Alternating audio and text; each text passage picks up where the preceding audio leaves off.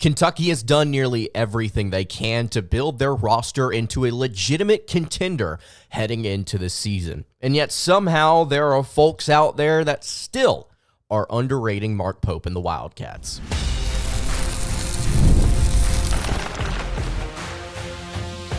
You are Locked On Kentucky, your daily podcast on the Kentucky Wildcats, part of the Locked On Podcast Network, your team every day. All right, what's going on, Big Blue Nation? Welcome on into Locked On Kentucky, your daily Kentucky Wildcats podcast. I'm your host, Lance Dawe, and on today's episode of Locked On Kentucky, we're going to be talking about the Wildcats, the roster that they have put together, and how it fits in the SEC. In my opinion, there are too many opinions out there that are heavily underrating Mark Pope and the Kentucky Wildcats. Going to talk about why on today's episode, as well as Cayden Boozer, who has expressed interest in Kentucky basketball. The Wildcats have not reached out to him, but they have reached out to his twin brother. Thank you so much for making Locked On Kentucky your first listen every single day. Want to remind everyone out there that we are free and available on all platforms. And if you are watching on YouTube, I would greatly appreciate it if you subscribed to the show. And if you are listening on podcast, I would also appreciate it if you subscribed there as well. All right, so let's go ahead and get into it. I believe Kentucky basketball is still heavily underrated heading into this offseason, the summer of 2024. I believe that the Wildcats roster in its current state is pretty dang strong, and with the addition of potentially Jackson Robinson or maybe a Wooga Poplar, I think it will look very complete and will be a legitimate contender in the SEC this upcoming season. Unfortunately, an outlet like 24/7 Sports does not seem to agree. According to Isaac Trotter, who recently released his way too early SEC basketball power rankings, the Kentucky Wildcats don't even crack the top 5 in the SEC. In fact, they are ranked number 7 in the latest SEC basketball power rankings. Personally, I would put Kentucky a lot higher because I believe, relative to some other standouts in this conference, I think Kentucky is already a more cohesive product on paper, despite literally being made up of a hodgepodge of transfers and a new head coach. So let's look briefly here through the other rosters and talk about where Kentucky is at relative to them. At the very top of the SEC power rankings that that 24/7 Sports and Trotter put out just recently are the Auburn Tigers. Now, Auburn this offseason has done everything they can to kind of retool their backcourt after having an underwhelming end to the season, specifically because of that unit. And they went out and got a couple of different transfers to pair with guard Denver Jones, who is staying. Aiden Holloway, Trey Donaldson are going to be gone. J.P. Pegues, a high-profile scorer from Furman, is coming in. And then Janai Broome and Dylan Cardwell, their 1-2 punch at center, are also going to be returning. So Auburn definitely deserves to be near the top of these rankings, or possibly even number 1. I think compared to a roster like Kentucky's, Auburn is right now just a little bit more cohesive, obviously, because of just how much experience they have on their current roster. But we start to kind of have some arguments here as we get further down the list. At number 2 is Alabama. And speaking of Aiden Holloway, who transferred out of Auburn, he actually ended up at Alabama. So he is projected to be their starting point guard next season, according to 24/7 Sports. A statistically inefficient, undersized former 5-star who also cannot play defense. I'd be curious to see how the Crimson Tide utilize him, if they'd be willing to actually start him or if they'd want him to come off the bench in a more limited role, I should say. But they're bringing back Latrell Wrightsell, Chris Youngblood coming in from Southern Florida. Really, really solid player there. Proven outside shooter. Grant Nelson has also announced his return. And then Rutgers center, a player that Kentucky wanted in the transfer portal, Cliff Amori, is also playing for the Alabama Crimson Tide. Also, LeBaron Phelan, I believe, a very, very solid high-profile scorer out of the high school ranks. He is going to be playing for Alabama. Jaron Stevenson is here. Darren Reed, Aiden Sherrill, 2 top options through the high school ranks as well. Pepperdine transfer, Houston Mallett, also another really, really solid shooter. So this Alabama roster, I think, improved overall. Defensively, I think especially so. The shooting at point guard, I think, is a major question. I don't know if Holloway is going to be able to provide that to them. I would probably look elsewhere as far as starting options there at the point. But overall, this is a good roster. This is a very, very, very good roster, one that I think Kentucky could absolutely compete with.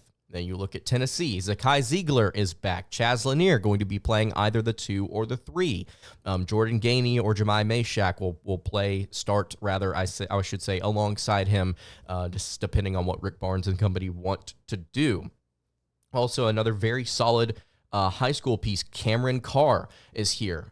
Tennessee solves its rim protection by replacing Toby Akawa and Jonas Adu with rock-solid Ohio State transfer Felix Okpara, who is really, really solid at that position as well. Very consistent at Ohio State.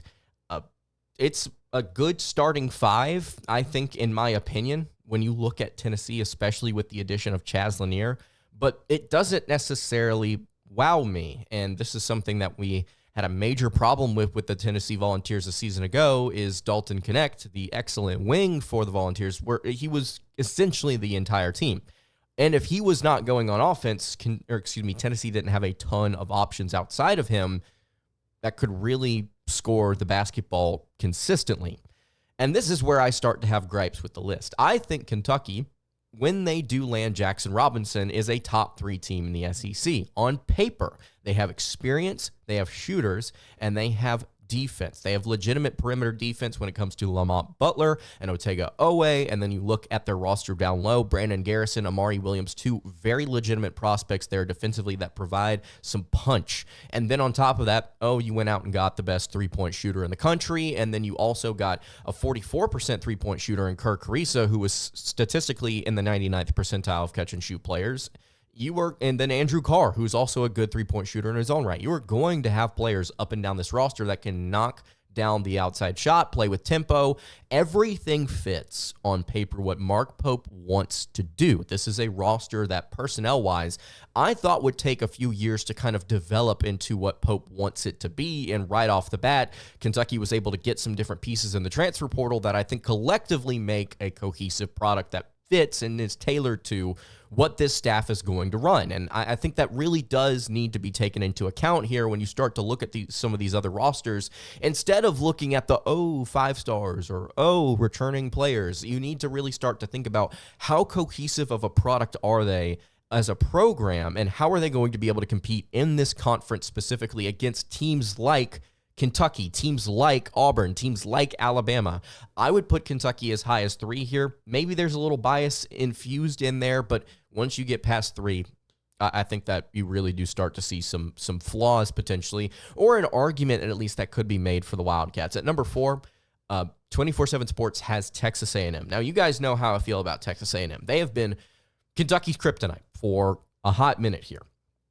And they bring back a number of players from a season ago that just couldn't shoot. And that's kind of where it starts and ends for me. Wade Taylor is back. Manny Obasaki is back. Solomon Washington is back. Henry Coleman, Anderson Garcia, Jace Carter, all of these players that were here a season ago have returned. And this team could not shoot a lick a season ago, and they were really, really hyped up to begin the season. In fact, I believe they were top 5 preseason to begin the year, and then they finished 21-15. They were at one point 15-13 and really needed to get hot towards the end of the season to even make the NCAA tournament.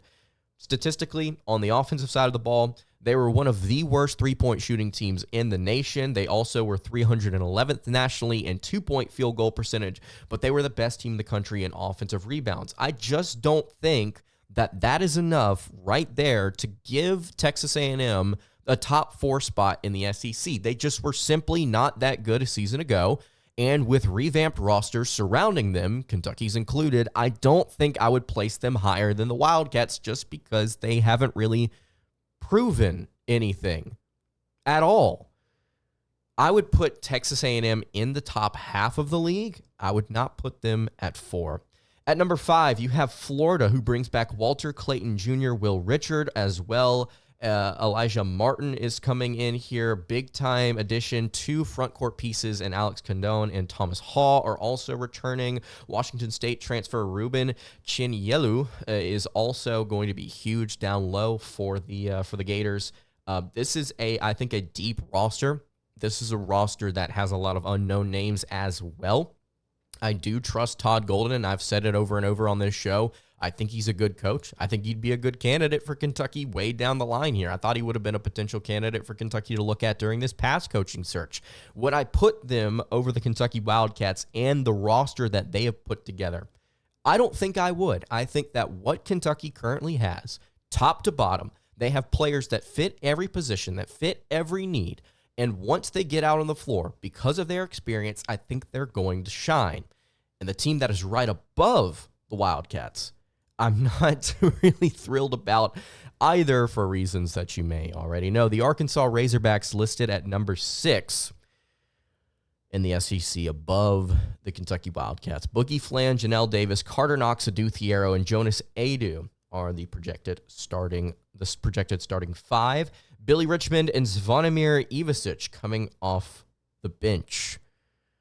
This is also DJ Wagner coming in here, so he will start most likely over Fland, which is good luck, Arkansas fans, just dealing with the way that the starting lineup is going to be rotated. But point being here, this is essentially Cal and the Hogs running it back with most of Kentucky's staff from a season ago, with most of their recruits coming in, and a few of their transfers on roster a season ago that didn't really provide a lot of value relative to the players that have left for good, that left the Wildcats for good and didn't come to the Hogs.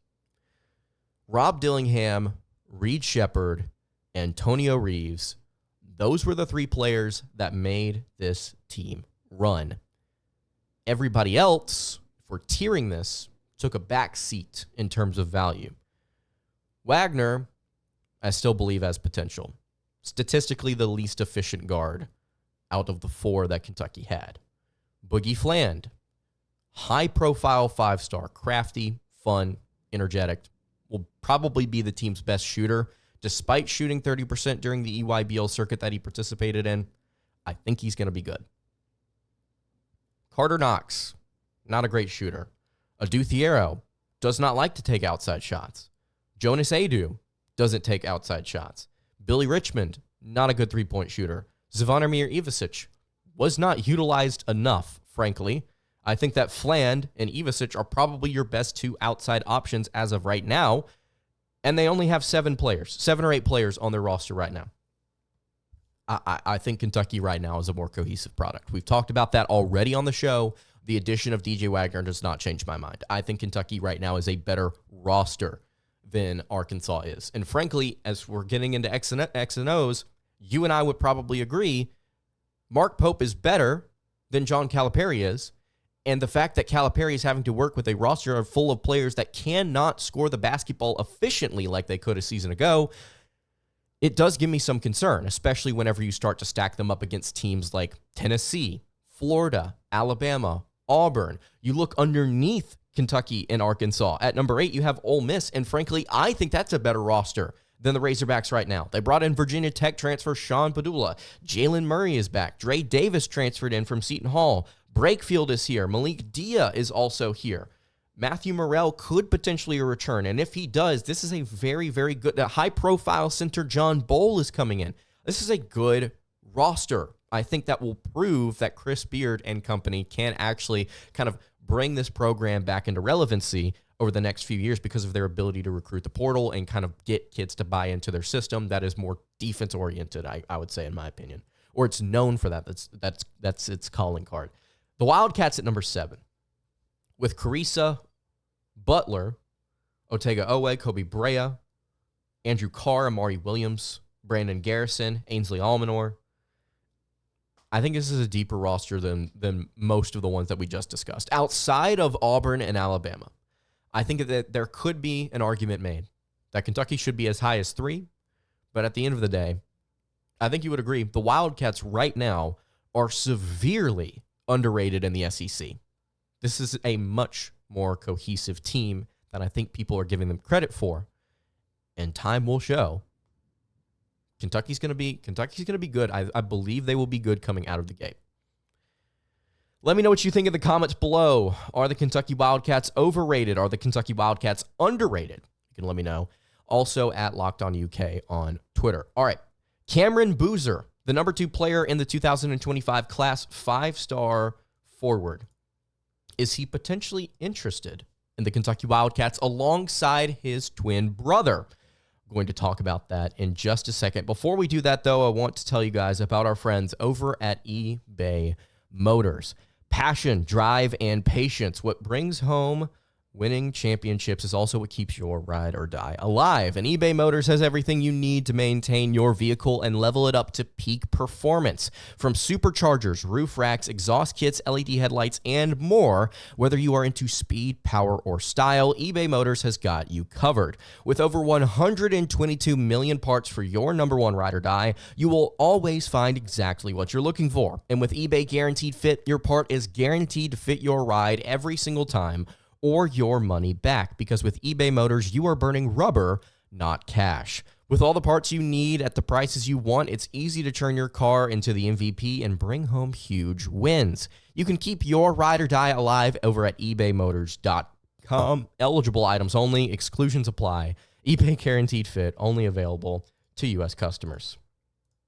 All right, continuing along here on the Monday edition of Locked On Kentucky. Lance Dawe hanging out here with you. I appreciate you guys checking out the show today. If you have not subscribed to the show already, whether that be on YouTube or on podcast, I would greatly appreciate it if you did so. I want to remind you guys, if you want to go check out the Locked On Kentucky Discord, you can find it pinned on my personal Twitter at @LanceDawe_. It's free to join, just a place for us to kind of hang out, talk about all things Kentucky football, basketball. Baseball is the number 2 overall seed in the NCAA tournament. Super excited about that. We'll see what happens with the Batcats if they're able to get things going in their regional. I believe with Indiana State and Illinois in there as well. Should be an interesting Lexington regional. But if you want to go there, it's free. At @LanceDawe_ on Twitter is where you can find me. All right. Kentucky has not officially reached out to Cayden Boozer, the 5-star prospect brother of Cayden Boozer, who is also a 5-star point guard that the Wildcats have reached out to.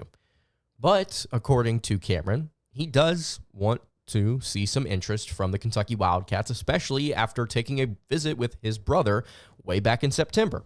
He recently talked with KSR about the Kentucky Wildcats and Mark Pope, and he said this: "We haven't really spoken yet, but Coach Pope talked to my mom earlier. We'll see what happens there.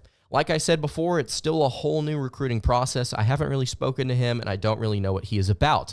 I don't know the playing style he runs or anything like that, so it's still a whole new process if he were to reach out to me.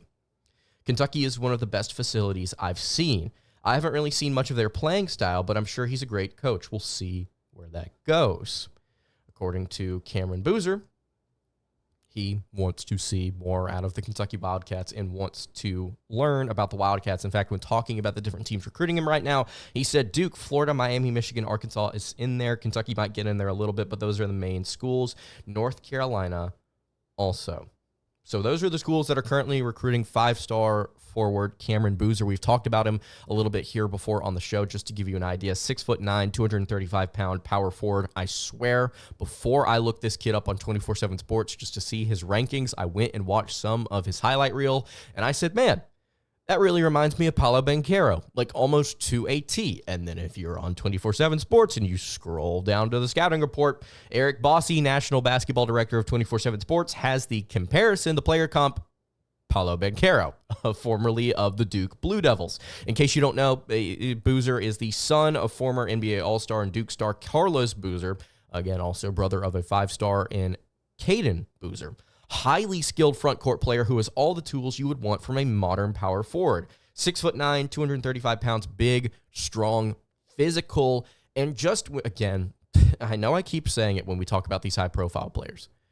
Over the past few weeks, we've really started to discuss some truly fluid, balanced, and complete high school products across the board. Not just like by player, but by like program across the EYBL circuit. You get to see teams full of really, really smooth and polished players who, honestly, it's kind of surprising that they're that good at that young of a level. And then you see guys like Boozer and you understand, oh, This is why he's a top 3 overall prospect. Guys like A.J. DeBonsta, right?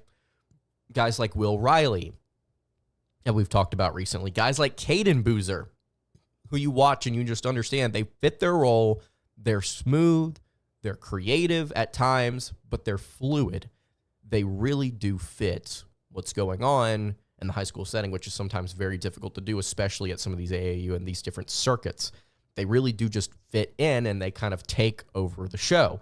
He can shoot, he can pass, he can rebound, he's aggressive going to the rim. He's just a smooth player. There's nothing that's crazy about him. He doesn't have like the ability to dunk like a center as far as just insane aggression, but he can throw it down. He's not a pure outside shooter like somebody like a Kerr Carissa or a Reed Shepherd or somebody like that, but he is definitely capable of knocking down outside shots. He is definitely a very strong rebounder, which should be expected for his position, but there's also touch. There's also, again, fluidity. There is polish. There is the ability to finish with floaters and layups, where you can see kind of a softer side to his game, where not everything is so aggressive.